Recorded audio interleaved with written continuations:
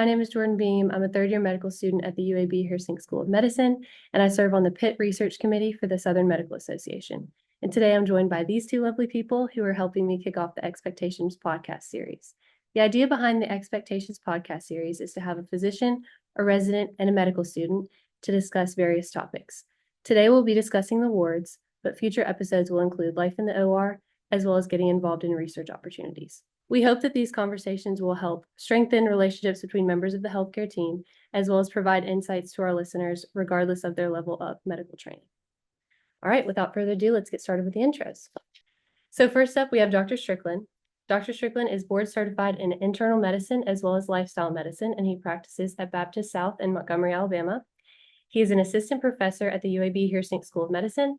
Dr. Strickland attended medical school at Vanderbilt University in Nashville, Tennessee, and he stayed there to complete his internal medicine residency.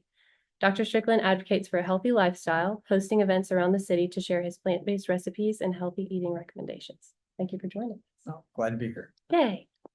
Next up, we have Dr. Sean Joe.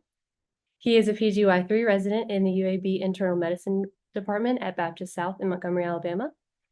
Dr. Joe attended medical school at the Southern Medical University in mainland China and completed his postdoctoral fellowship at the University of Florida College of Medicine in Jacksonville.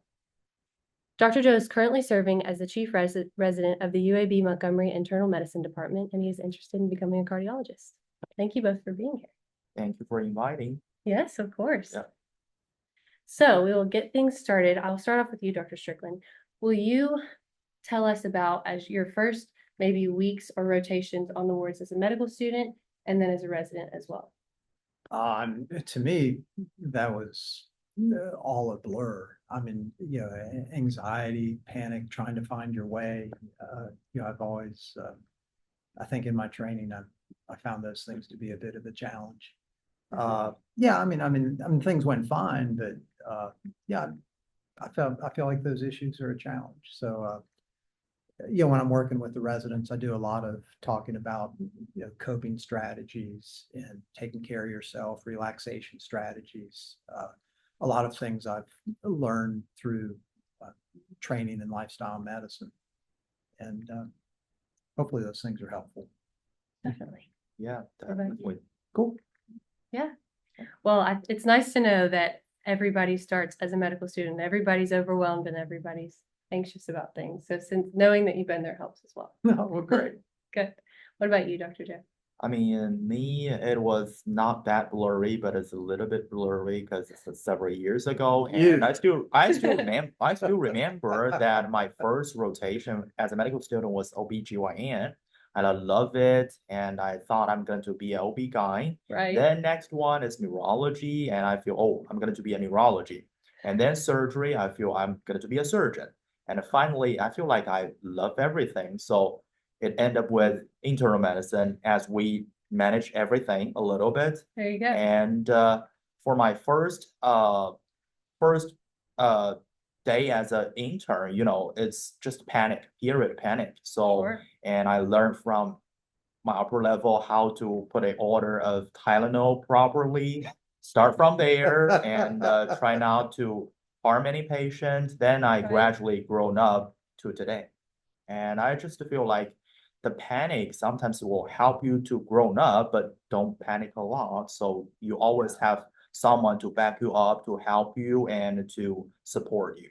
Yep. Absolutely. Yeah, a lot of speakers on those kind of issues, they have these graphs where you want to get your performance is higher when you have some amount of stress, some amount of panic. But then if you get beyond a certain amount, it's counterproductive.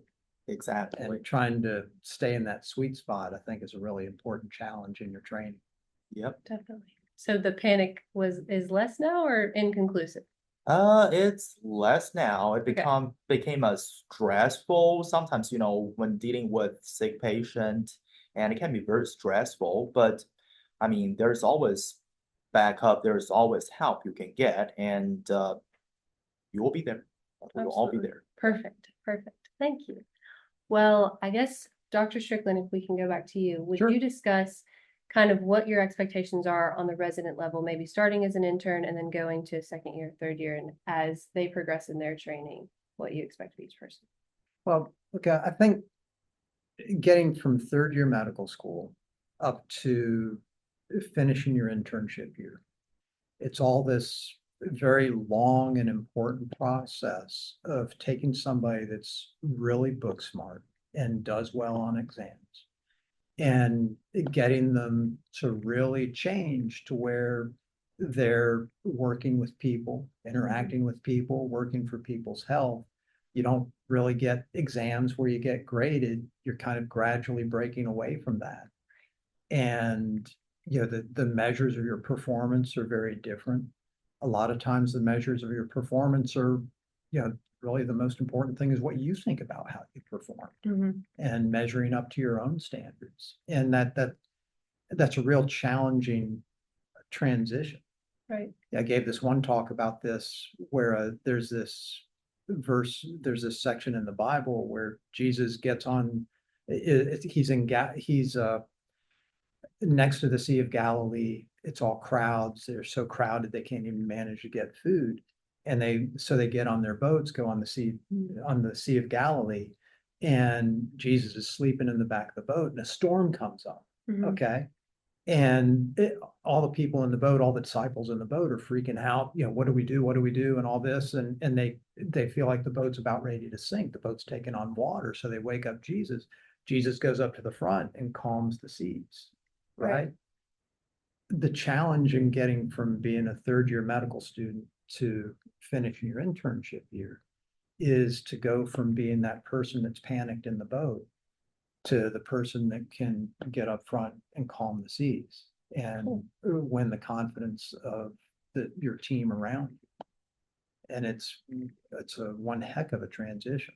Absolutely. So, different interns will be at different places in that journey. And to me, it's on us attendings to try to find ways to help people take that next step in that progress.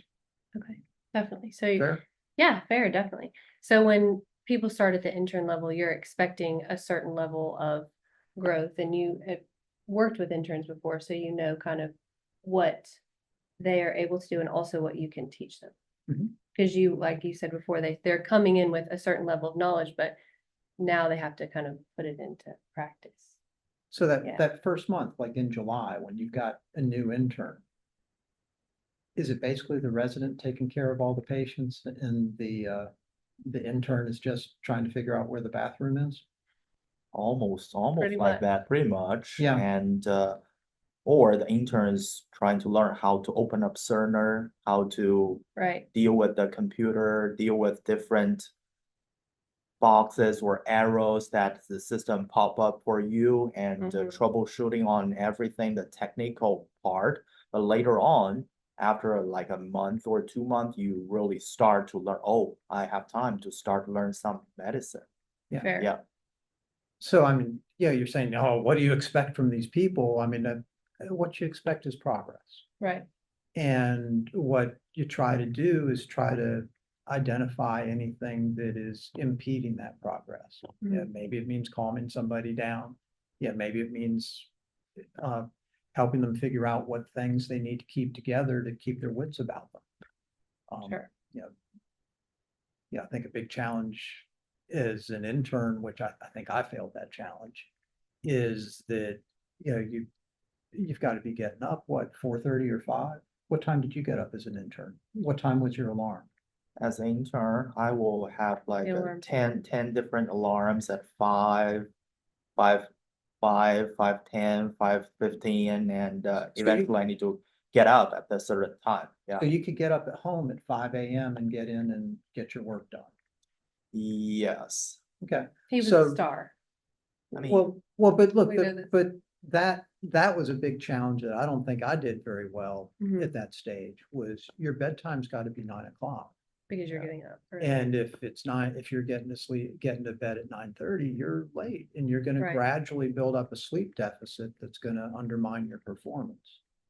And establishing that, having the discipline I mean, for me, that would have been a big change It's fair. to go to sleep at 9. I think that's a big thing. It is. Yeah. Definitely. So I think I was thinking when you were talking about having the intern resident relationship, I thought of something about if you have interns coming to you, kind of learning the ropes and how things go, would you rather them come to you with every question they have at first? I know that gets hard when you're having to manage, especially as a new second year, when you had just come off your intern year, learning to manage all these patients, and now you're an upper level, how to manage all those questions while also teaching them how to sort of learn to figure things out on their own. Would you rather them come to you with everything at first just to make sure that things go smoothly and patients stay safe? It depends on the case scenario. Sometimes when patient is very sick and they don't know, or even we don't even very clear what are we dealing with, what are we doing. So if they have any questions, even it's not urgent question, I'm more than happy to answer because that will eventually may lead us to the correct way. Yeah, but if it's stable patient and we don't have too much things going on that day, then probably I think it's better for you to work it out to do some simple research, check up to date, and check all of the resources you have. And then if you can find out, good. If you eventually cannot find out and don't just waste too much time. Sometimes it's a simple solution. It's a simple Right. question. Just with time, you will learn that. And it's better for someone just teach you once and you learn it. But I mean, the effort need to be made to search things out and to learn. That way you'll kind of like remember it in the long run. Definitely. Yeah. Cool. Thank you. So something that I guess if we talk about standing out maybe as an intern, or now that you're a chief with other residents that you're kind of over and have to check in with everybody and see what things do you appreciate at the intern level as well as kind of the second year level from your interns or from your residents. Excuse me. Okay.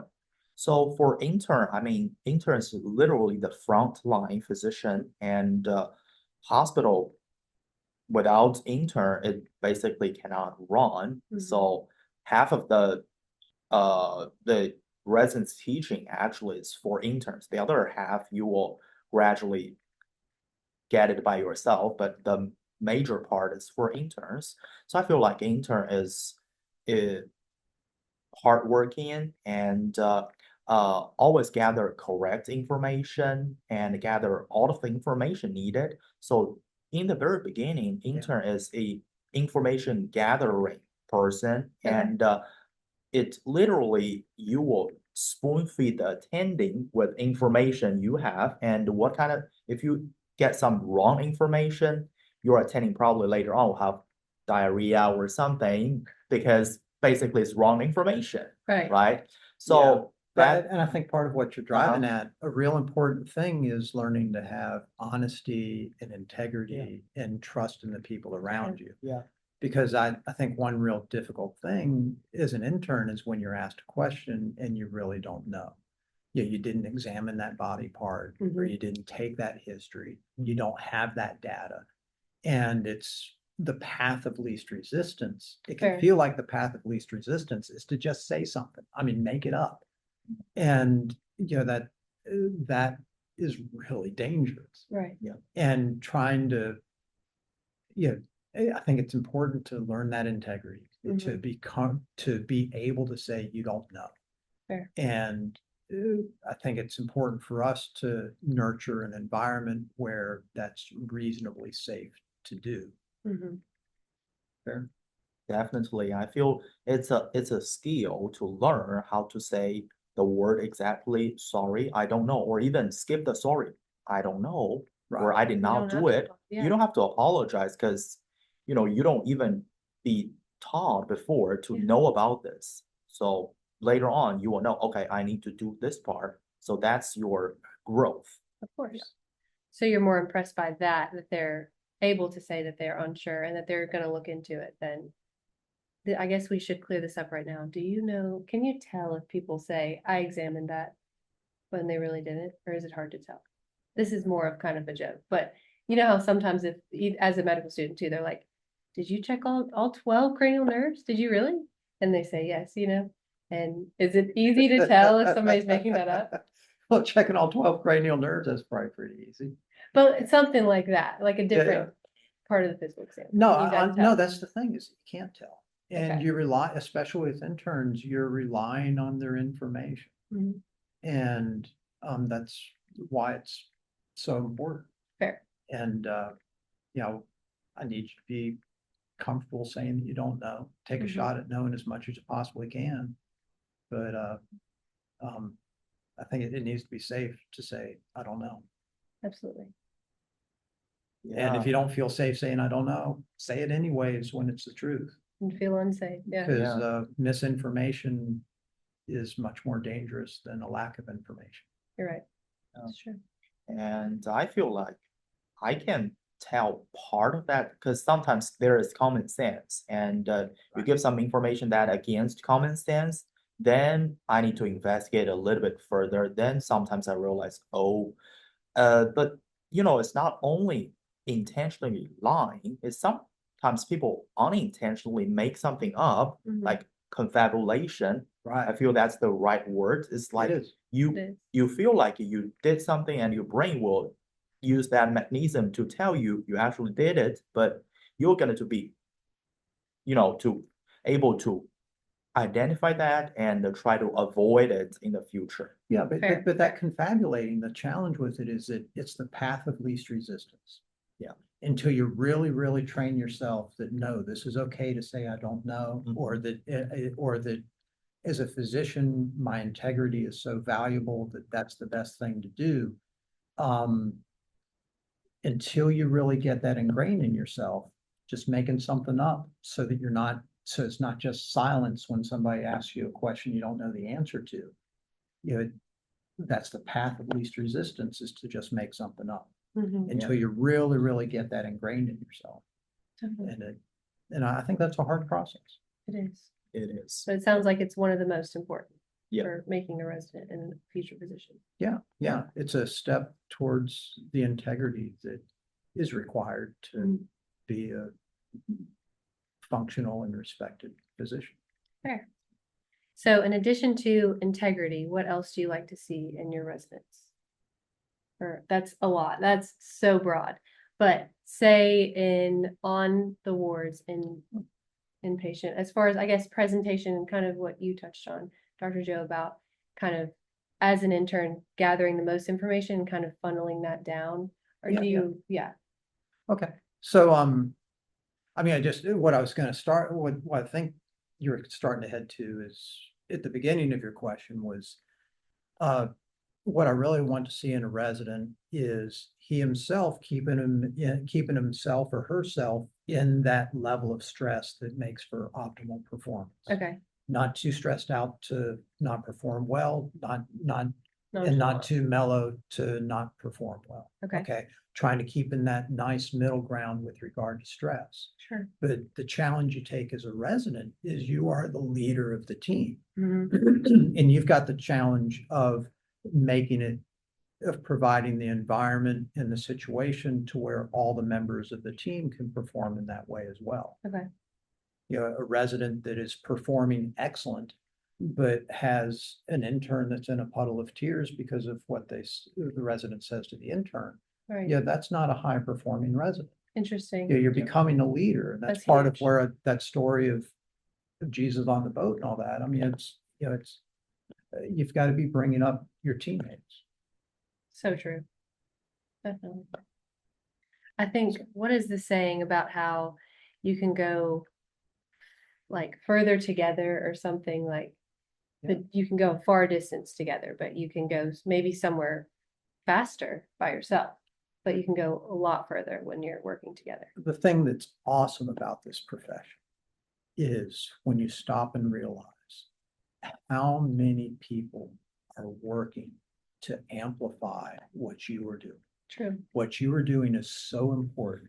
You've got all these people amplifying. You've got the people checking in people at the desk. I mean, I'm in the outpatient world, so people checking in the people in the desk. Mhm. The medical assistant checking, getting vital signs and bringing them back. Right. The lab person drawing labs. The people in some lab somewhere running your tests. True. The people doing the billing. There are so many people, and all those people basically function to amplify what I am doing, Mhm. amplify what impact I'm able to have in the world.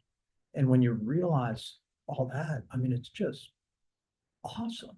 It is awesome. I mean, especially if you're, if you're entering this career because this is something you want to do and something you really want to do for people. And then you've got this wonderful, amazing career available to you where you've got 6, 8, 10 people. Their whole purpose is amplifying what you're doing, and what you're Yeah. doing is what you are doing is what you're called to do. It's awesome. It is awesome. And I think we've talked about this a little bit before, but it's easy to kind of lose sight of that when you have other things like administrative things and things that kind of take you away from the patients and why you've gotten into this profession. But it's little moments that help you realize like all of the people that go into helping a patient be at their healthiest, as well as every single person that helps the inpatient team and everything that goes into that. So those little moments help you remember, even if half of your day you want to spend more of the majority of your day talking to patients when in reality it's less, you remember that you really are providing quality care to these patients. Yeah. Yeah. Cool. I believe like we as a team provide the best quality of care, because in the beginning, especially as a PGY2, because PGY3, we're sort of used to it and we know the pattern, but PGY2, all of them in the beginning, we call them like a micromanagers. It's just because the interns, they don't know a lot of things, and the resident has to get everything straight up from the vitals, from even patient had a bowel movement or not, if the patient glucose is good, every aspect. Right. But when you move to the end of the year, so resident became like literally that person, I mean, not Jesus, but that person sleeping the end of the boat, and we don't have to micromanage anything. So intern, they will micromanage everything, and they will get everything down, and we just, if they have any questions, we are here, and that's it. That feels like it's a progression. Plus, it's like so important to have all of because if we don't train the next batch of intern very well, so by the end of year, it's still on us. We still Absolutely. micromanage everything. That is a high burden that we cannot tolerate. So every person is a very, very important part of the healthcare team, and we provide the best quality of care to the patient as a team. Fair. Awesome. Definitely. And I think you touched on this, but it is a testament to how well you train your interns. If you, as a 3, can look down on your second or your PGY2s and say, they've got this, they're going to teach these interns just like I taught them. Yep. And you know that you can count on them. Yep. And you're there if they need you, but you know that they can handle it. Yeah. Okay. Exactly. So let's bring the med students into the mix if we can. What is your experience working with medical students at, I guess the main thing is the 3rd year level, and then as well things that change as an AI, because as 3rd years we can't really put in order. So how can students be helpful, or what would you recommend in the 3rd year as well as the 4th year? AI being an acting internship, which Yes. is the 4th year medical students Yes. experience. Very good.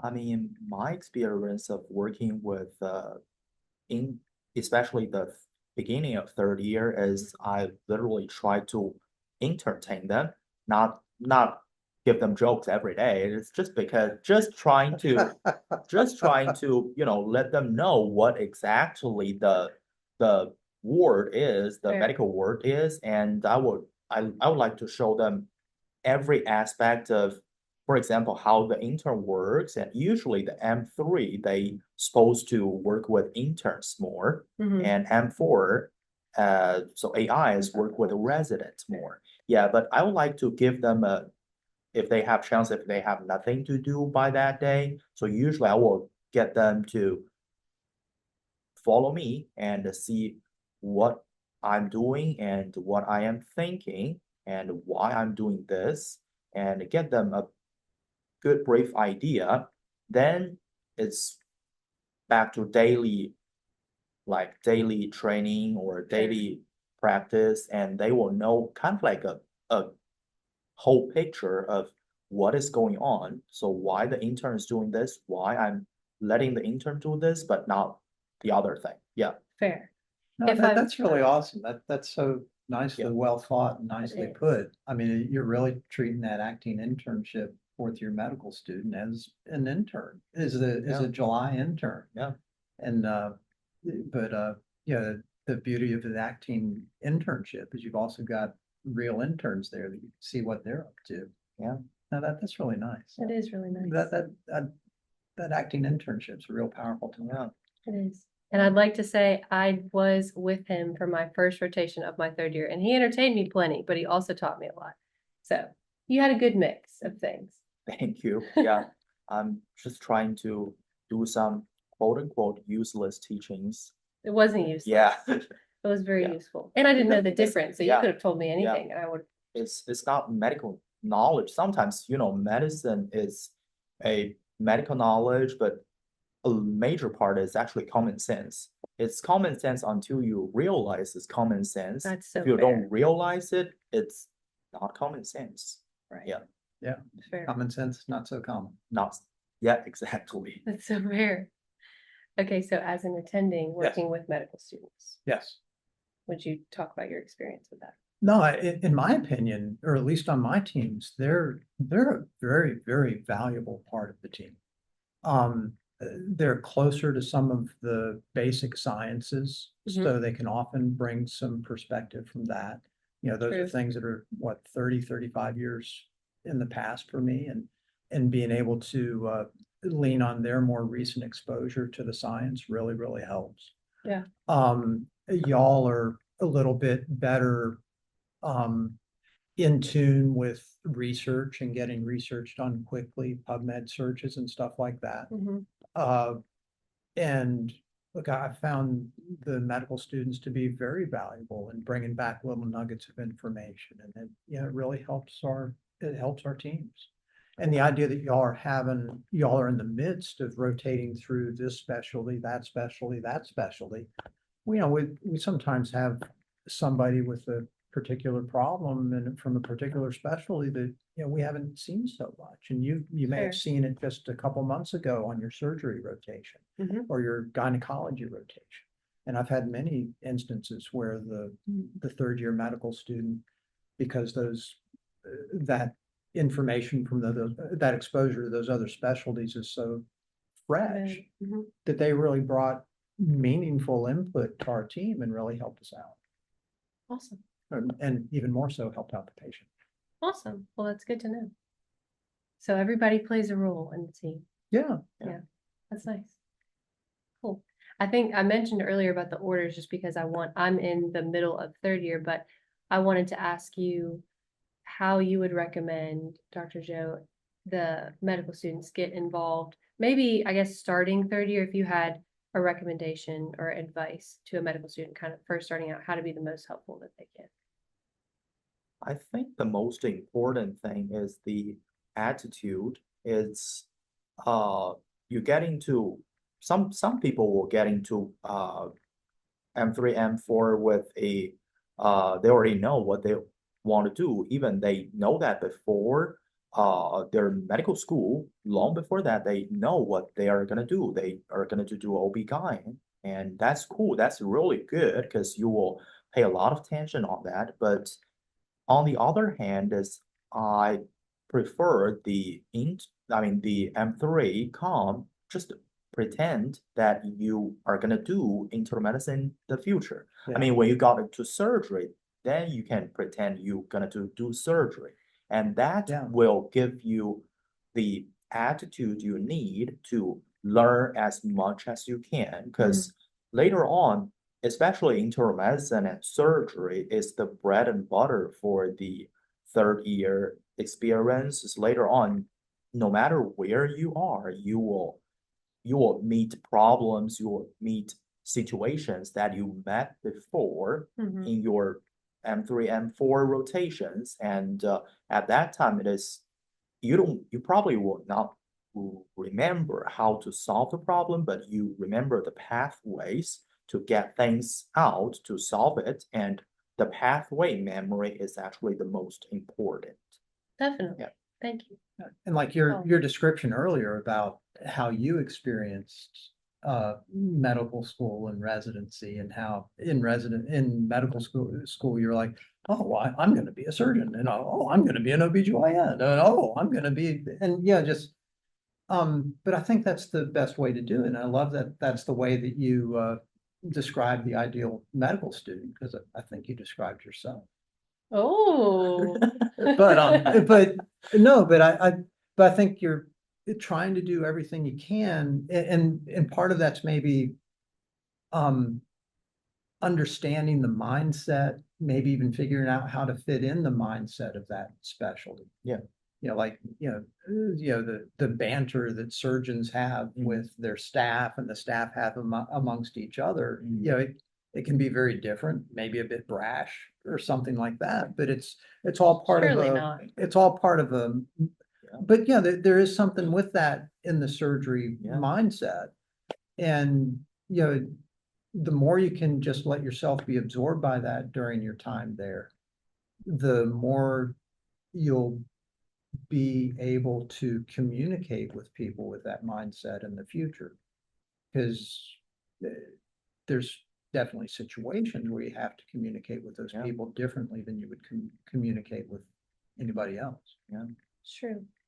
And in a lot of ways, it's if you have an idea or a pull towards a certain specialty, that's okay. But to say you're having an open mind and considering other things is great, because that may be the last time you're going to see a lot of the fields. Yeah. The last time you're going to deliver a baby, or the last time you're going to, be involved in a surgery. So in a way, it's very exciting. This year, the whole third year and the clinical time before you commit to a specialty is great, because you're able to see such a wide variety of specialties. Yeah. And it's kind of nice that the exams at the end of each rotation kind of force you to do that. Fair. But that's also kind of crummy too, because you feel like you feel pressured to do the book learning for the exam, when so much of what you're learning that is going to help you later on in your career is much more getting the vibe of, what surgeons are like, or what OBGYNs are like, or what internists are like, or what the internists are like that decide to be infectious disease doctors, and how that's different from the internists that choose primary care.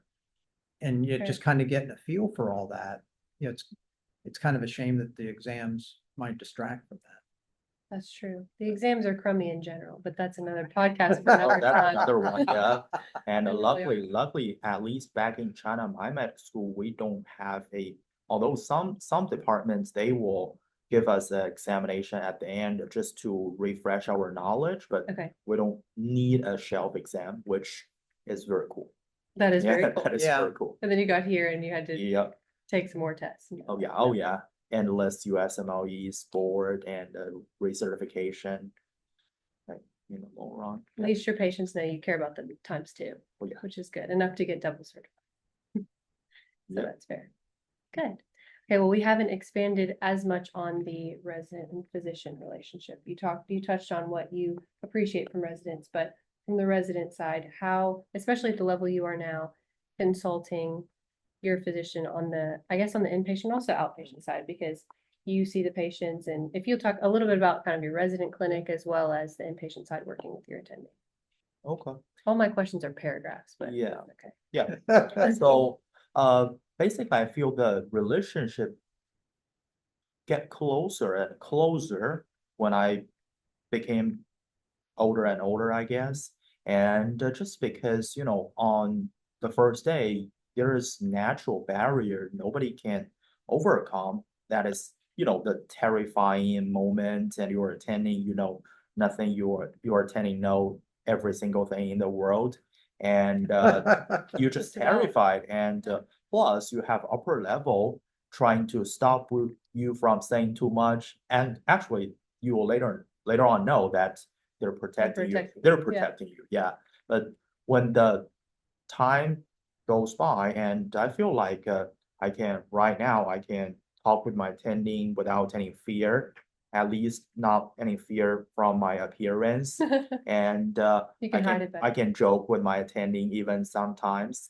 And that's the growth, but also medically is so the conversation between you and your attending will be more and more deep. So it won't be the first, second month, the general teaching on how to manage diabetes, how to check the blood glucose morning, what, and then your conversation will be deeper and deeper, especially when you need to call them. And almost all attendings won't resistant any calls. So when you need to call them, all of those conversations, or sometimes you need to console them for something that you don't know, Right. all of that are really good teaching, because medicine is science.